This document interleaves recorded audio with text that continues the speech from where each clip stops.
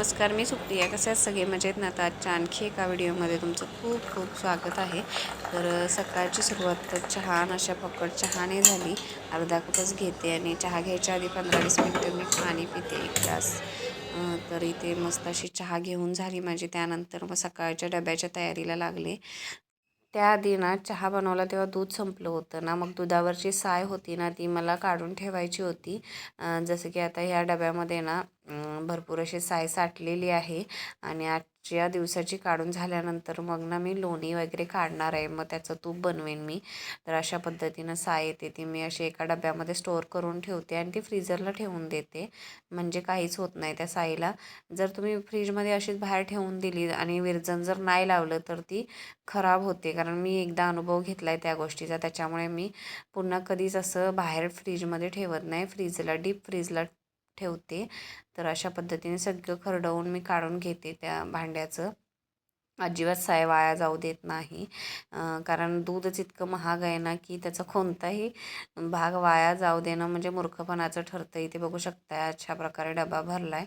तर आत्ता दुपारचे 3:15 वाजलेत आणि आता मी ब्लाऊजचं पेपर कटिंग करणार आहे आणि पेपर कटिंग झाल्यानंतर ब्लाऊजसुद्धा कट करणार आहे. सकाळपासून मी काहीच व्हिडिओज घेतलेले नाहीत कारण रोज तेच व्हिडिओ दाखवण्यात काही पॉईंट नाही. म्हणून म्हटलं जे ब्लाऊज कटिंगचं वगैरे घेणार थोडंच दाखवणार, जास्त डिटेलमध्ये नाही दाखवणार. कारण ट्रायपॉड नसल्यामुळे मला हातात घेऊन कॅमेरा शूट करावं लागतं त्याच्यामुळे. आणि मितूसुद्धा शाळेत गेलेली नाही. सकाळची शाळा असते तिची. ती खूप कंटाळली कारण काल सहलीमध्ये खूप दगदग झाली ना, तर ती खूप कंटाळलेली आहे. त्याच्यामुळे ती पण घरीच आहे. स्वराज फक्त गेला आहे शाळेत सकाळी आणि हे सुद्धा गेले कामावर. आता थोडासा मी आराम केला सगळी घरातली कामं आवरल्यानंतर आणि आता म्हटलं ब्लाऊज शिवायला घेऊया. त्यासाठी म्हटलं आता व्हिडिओला सुरुवात करूया. पेपर कटिंगसाठी ना मी न्यूजपेपरच वापरते. तर अशा पद्धतीने ना बंद बाजू जी असते ना न्यूजपेपरची ती आपल्या बाजूला घ्यायची आणि मेजरमेंट टाकून छान असं कटिंग करून घ्यायचं. आणि हा तो ब्लाऊज आहे ज्याच्या मेजरमेंटनुसार मला पेपर कटिंग करायचं आहे. तर मी इथे ना सगळी मापं घेतली ब्लाऊजची आणि त्या मापानुसार ना पेपरवर मी व्यवस्थित मेजरमेंट टाकून घेऊन ना पेपर कट केला आणि त्यानंतर मग मी लगेच काय अस्तर वगैरे नाही कट केलं. खरं तर हा ब्लाऊज ना भरपूर दिवस झाले माझ्याकडे शिवायला टाकला, म्हणजे एक 15 दिवस झाले असतील. पण माझा हात काय त्या ब्लाऊजला शिवण्यासाठी लागलाच नाही. का असं होते मलाच काही कळत नाही. कारण का भरपूर काम आहे डोळ्यासमोर पण ते करायची इच्छाच उरली नाही. अशा प्रकारे काहीतरी माझ्यासोबत झालं आहे. कारण शिवणाचं काम तर असतं पण ते काय कोण जाणे की असं म्हणजे इच्छा मरते ना एखाद्या गोष्टीबद्दल आपली, तशा प्रकारात झालेलं आहे. तुमचं पण होतं का कधी कधी असं? कारण मलाच प्रश्न पडतो की माझ्यासोबतच का असं होतं. म्हणजे काय बाकी काय घडलेलं नाही पण जे आपलं काम आहे त्या बाबतीत तरी आपल्याला आस्था प्रेम राहिलं पाहिजे ना, पण तसं वाटतच नाही आहे मला. पण असं कधी कधी वाटतं ना की उगाचच करायचं म्हणून करते का मी पण. शेवटी पर्याय नसतो ना, तर करावंच लागतं ते काम. असं ना बऱ्याच वेळा माझ्या बाबतीत झालेलं आहे. जेव्हा मी भाड्याच्या रूममध्ये होती तेव्हा पण असंच व्हायचं की खूप नर्वस व्हायचं. पण तेव्हा मला त्या काकी समजावून सगळं सांगायच्या, अशा पद्धतीनं कर तशा पद्धतीनं कर.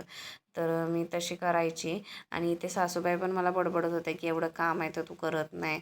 त्यानंतर मग एका ब्लाऊजला हुक वगैरे लावायचे होते ते लावले आणि मी ना जिथे आधी राहायची ना तिकडे गेली होती. त्यांचं काकींचं ब्लाऊज पण द्यायचं होतं आणि मला फांद्या पण आणायच्या होत्या, जे की उद्या गुरुवार आहे ना, गुरुवारसाठी फांद्या लागतात ना, त्या मी आदल्या दिवशीच तोडून आणल्यात. कारण का माझ्या इथं जवळपास कुठेच नाही मला माहिती कुठं भेटतात वगैरे. त्यामुळे म्हटलं आपण जाऊया काकींचा ब्लाऊज वगैरे देऊया.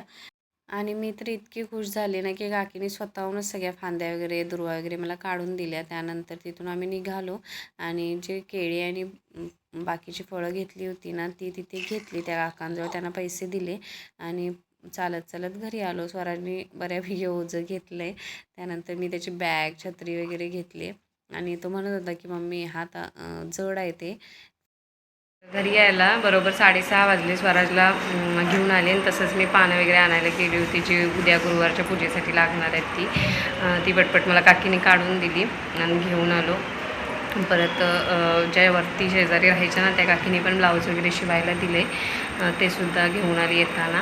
कारण त्यांची तब्येत बरी नसल्यामुळे ते येऊ शकत नव्हत्या ना. मग मी गेल्यावर त्यांनी दिल्या माझ्याकडं ब्लाऊज पीस आणि साडी वगैरे. तर आता थोडीशी चहा घेते, फ्रेश होते आणि दुसरा ब्लाऊज कट करायचा आहे ना. दुपारी जे मी दाखवलं ना ते कट करून घेते. पेपर कटिंग जे मगाशी दाखवलं ना ते त्याचं जे आहे ना ते कट करून घेते, ब्लाऊज पीस आणि अस्तर वगैरे. इथे ना मी लगेच अस्तर कटिंग करून घेते आणि त्याच्याबरोबर लगेच मेन पीस आहे ना ते पण कट करून घेते. जेव्हा कोणी आपल्यासाठी काही करतं ना तेव्हा मला तर खूप खुशी होते. जसं की काकीने आता म्हणजे फांद्या वगैरे काढून दिल्या ना, मी खूप मनातून खुश झाली होती. आणि तुळस नाही म्हटल्यानंतर तुळससुद्धा त्याने छोटीशी मला दिली, ते मी तुम्हाला उद्या दाखवेनच.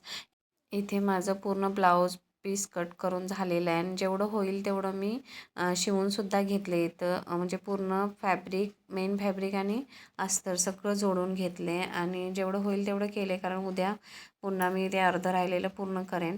त्यानंतर जे सकाळी गाद्या तयार करायला दिल्या होत्या ना, म्हणजे जी एक गादी होती त्याच्या 2 गाद्या करायला दिल्या होत्या, त्या आल्या जवळजवळ 9:30 वाजता आम्ही जेवायला बसलो तेव्हा. आणि इथे बघू शकता गादीचा आनंद किती घेतोय स्वराज.